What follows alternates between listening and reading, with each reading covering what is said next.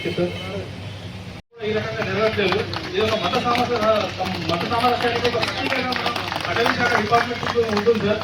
మన అటవీ శాఖ లోపల రంజాన్ మాసం లోపల ఇక్కడ ఇఫ్తా విందు, అలాగే వినాయక చవితి వస్తుంది సార్, గణపతి నిమజ్జనం కూడా జరుగుతుంది సార్. సో ఇది ఈ అటవీ శాఖ యొక్క మత సామరస్యానికి చేయడం.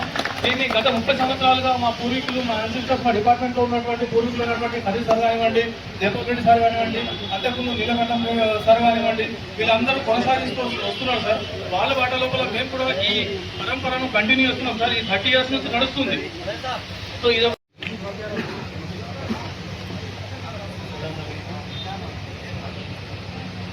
రంజాన్ అనేది హోలీ మంత్. ఈ మంత్ కూడా చాలా పేషెన్స్, డిసిప్లిన్, ఫాస్టింగ్ ఇవన్నీ కూడా చేస్తున్నాం. దీనివల్ల మైండ్ ప్యూరిఫై అవుతుంది, ఓర్పు అనేది ఇతరులకు హెల్ప్ చేయాలనే ఒక ఉద్దేశం దీనిలో నిర్మల్ అటవీ శాఖ తరఫున వజీర్ఖాన్ గవర్నమెంట్తో గత 30 సంవత్సరాలు కూడా నేను కూడా చాలాసార్లు రచన చేశాను. అది నాకు అట్లీస్ట్ 6th టైం నిర్మల్ జిల్లాలో. సో కూడా 2 days బ్యాక్ ఇది కంపల్సరీ మనం ఇమీడియట్గా చేయాలి.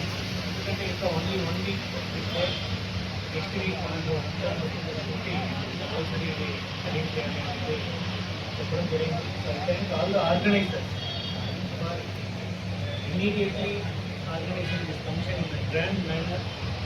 I pray the Almighty to give all Ramadan blessings to all of us for peace, prosperity and happiness. అందరికీ కూడా అటవీ శాఖ తరఫున రమదాన్ ముబారక్ తెలియజేస్తూ అందరూ కూడా లేటెస్ట్ అబ్జర్వ్ చేస్తూ iftar celebration. Thank you for coming. Thank you sir. Thank you very much.